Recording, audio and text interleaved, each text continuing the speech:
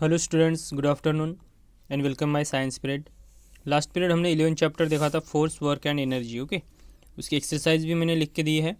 उसके बाद आज हम 12 चैप्टर देखने वाले हैं, air, water and weather. Okay, हवा, पानी और मौसम के बारे में हम यहाँ पे जानकारी लेने वाले हैं। सो after explaining in this chapter some of the learning objectives I can explain. So what will be the learning objectives in this chapter? So learning objectives is first weather and season. Okay, मौसम और मौसम की जो जानकारी होती है, seasons जो होते हैं उस सीजन्स के बारे में इंफॉर्मेशन लेने वाला है। सेकेंड, मूवमेंट ऑफ विंड, मतलब हवा की चाल किस तरीके से होती है।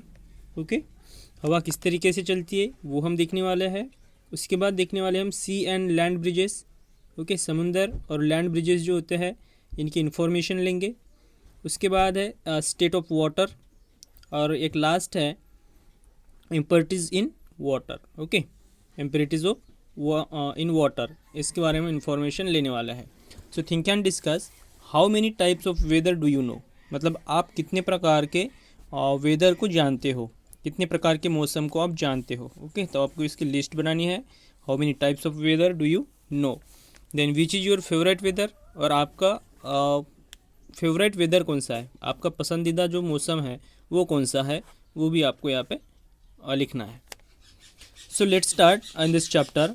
अ blanket of air around the earth is called atmosphere. हमें पता है कि हमारी जो अर्थ होती है, इस अर्थ में हवा जो होती है ये चारों ओर फैली हुई है। अ ब्लैंकेट ऑफ एयर यानी एक कंबल जैसे। ओके, चारों ओर। A blanket of air around the earth is called atmosphere, मतलब इसी को हम एटमॉस्फेयर कहते हैं। ओके, मतलब जो वायुमंडल है, हमारे पृथ्वी के इर्द गिर्द जो वायुमंडल है उसी को हम एटमॉस्फेयर कहते हैं। एटमॉस्फेयर इट इज़ कॉल्ड वायुमंडल। ओके, वातावरण जिसको हम बोलते हैं, दिस इज़ एटमॉस्फेयर। ओके, ये कंबल जैसे है कि ये चारों ओर से लपेटा हुआ है। So this is called atmosphere. Weather is the condition of the atmosphere surrounding us at particular time. Okay, ये जो है weather is the condition, weather की कंडीशन जो होती है ये एटमॉस्फेयर के ऊपर आपका जो सराउंडिंग है, जिस सराउंडिंग में हम रहते हैं उसके हिसाब से ये पर्टिकुलर टाइम में डिसाइड होता है। Okay, weather is the condition of the atmosphere surrounding us at a particular time. Okay, the weather can be hot, मतलब वेदर एक तो हॉट हो सकता है, कोल्ड हो सकता है, विंडी हो सकता है, ड्राई हो सकता है, या फिर ह्यूमिड हो सकता है। ओके, मतलब एटमॉस्फेयर जो है, ये एटमॉस्फेयर जो वेदर की जो कंडीशन है, वेदर एक तो हॉट हो सकता है। अगर हम देखेंगे भारत का अगर उत्तरी भाग अगर हम देखते हैं, जैसे जम्मू कश्मीर है, लद्दाख है, तो यहाँ पे आपको कोल्ड नज़र आएगा। ओके, और इधर हम साउथ में अगर चले जाते हैं तो आपको like that hot, okay, hot नज़र आएगा, गर्म, windy.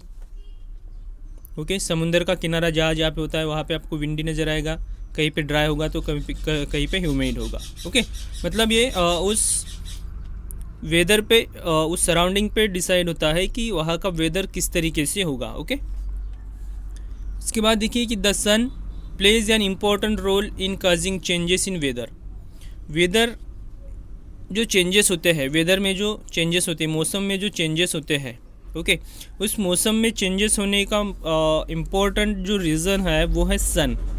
Main causes, the sun plays an important role, इसका इम्पोर्टेंट रोल है वेदर को चेंज करने में। ओके, ध्यान में रखना, सूरज का मेन इम्पोर्टेंट है वेदर की कंडीशन चेंज करने के लिए। वेदर जो चेंज हो रहा है वो सूरज की वजह से हो रहा है। ओके, सन की वजह से हो रहा है। The sun plays an important role in causing changes in weather. The heat of the sun affects the movement of air and change the form of water. Okay, यहाँ पे अगर हम देखते हैं तो सूरज की जो गर्मी है, द हीट ऑफ द सन, सूरज की जो गर्मी है ये अफेक्ट्स करती है एयर को। ओके, ये किसको अफेक्ट्स करती है, ये एयर को अफेक्ट्स करती है। And change the form of water, मतलब जैसे एक ठोस है, एक सॉलिड है, तुमने देखा है कि the heat of the sun affects the movement of air, मतलब ये जो सूरज है, ये सूरज हवा को यहाँ पे अफेक्ट करेगा। ओके, हवा को अफेक्ट करने के बाद जब ये हवा चलती है तो मैंने आपको बताया था कि एक ठोस है, जैसे एक सॉलिड, एक आइस क्यूब अगर हम लेते हैं तो आइस क्यूब लेने के बाद वो वाटर में चेंज हो जाएगा। किसकी वजह से? हीट की वजह से।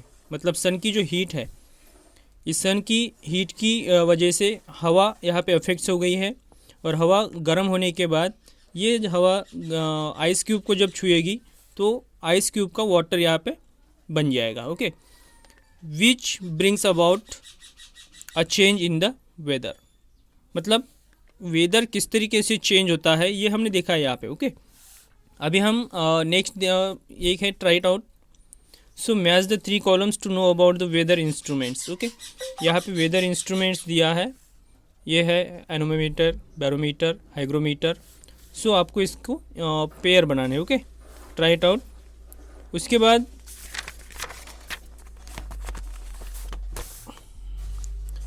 The heat of the sun warms the earth during the day but not at night. आपको पता है कि सूरज की जो रोशनी होती है वो आपको दिन भर मिलती है। ओके, दिन में वेदर जो होता है वो हॉट होता है।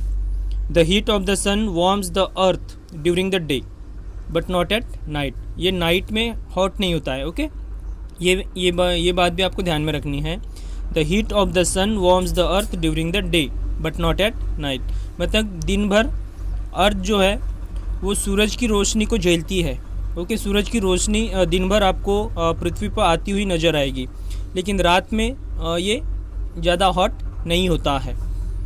So the nights are generally cooler than the days, मतलब दिन में जो हीट होती है, दिन में जो हॉट वेदर है वो रात को नहीं होता है।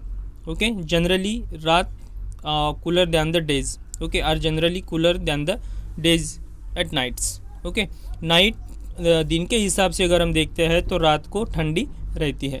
Okay, during the day the land gets warm faster than the water. Okay, during the day मतलब दिन की अगर बात करते हैं हम, the land gets warm faster than the water. यहाँ पे जो बताया गया है the land gets warm faster than the water, मतलब दिन में जो सूरज की रोशनी आती है उससे जो लैंड है ये जल्दी हॉट होती है। ओके, जल्दी हॉट होती है, मतलब वाटर और लैंड अगर हम कोई टुकड़ा अगर हम रखते हैं तो उसमें क्या होगा कि उसमें सबसे पहले फास्टर दैन द वाटर, मतलब लैंड जो है वो वाटर से फास्टर यहाँ पे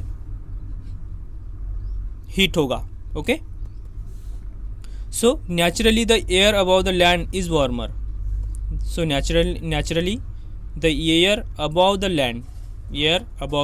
land is warmer than the air above the sea।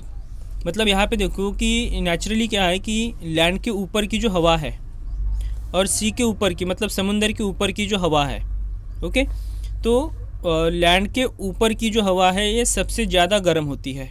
Okay, warmer than the air. Naturally the air above the land, okay, मतलब लैंड के ऊपर की जो हवा है is warmer than the air above the sea, समुंदर के ऊपर की जो हवा है इससे लैंड के ऊपर की जो हवा होती है ये सबसे ज़्यादा गर्म होती है, सबसे ज़्यादा वार्मर होती है। ओके, ये बात आपको ध्यान में रखनी है यहाँ पे। उसके बाद सीजन्स। ओके, सीजन्स ये जो है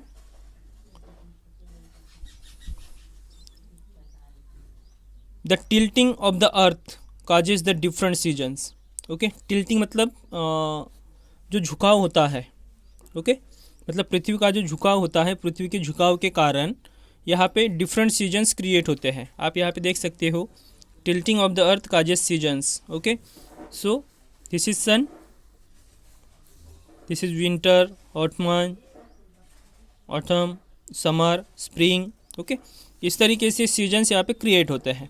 due to the tilt of the earth one half of the earth, ये ध्यान से देखिए, due to the tilt of the earth, पृथ्वी के झुकाव के कारण, one half of the earth मतलब पृथ्वी जो है 1/2 of the earth will have the sun's rays falling directly upon it. मतलब आधी अगर पृथ्वी सूरज की इधर झुक जाती है, ओके, तो आधी झुकने के बाद क्या होगा कि सूरज की जो किरणें हैं वो डायरेक्टली पृथ्वी पर आएगी, ओके, डायरेक्टली पृथ्वी पर आएगी। तो डायरेक्टली पृथ्वी पे आने के बाद when this happens this half of the earth will have summers and the other half which is tilt away from the sun his winters. मतलब क्या है कि आधा झुकाव है, तो आधा झुकाव जो डायरेक्टली सन के जो रेज है, सन की जो सूरज की जो किरणें हैं, ये सूरज की किरणें अगर सीधी आएगी तो वहाँ पे क्या होगा, वहाँ पे विंटर होगा, ओके, और उसके अपोजिट डायरेक्शन में क्या होगा, विंटर होगा, ओके। ये बात ध्यान में रखिए। सूरज की किरणें जब सीधी पृथ्वी पे आती है तो वहाँ पे ज़्यादा हीट क्रिएट होगी, ओके, तो समर में ज़्यादा हीट होती है, इसलिए समर वहाँ पे होगा, और उसके अपोजिट डायरेक्शन में जो हाफ होता है पृथ्वी का, वहाँ पे विंटर सीजन होगा। The heat received by the earth is more in summer than in water, so because the direct rays of the sun are warmer than the slanting rays. मतलब directly जो rays आएंगे वो warm होंगे ज़्यादा, okay, because the direct rays of the sun are warmer than the slanting raise.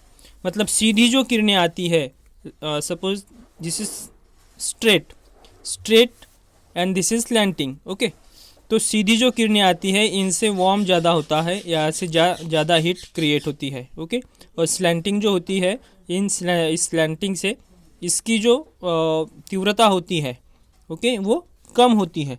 ये बात ध्यान में रखिए। The heat received by the earth is more in summer, okay, summer में ज़्यादा हीट रिसीव्ड होती है देन इन विंटर।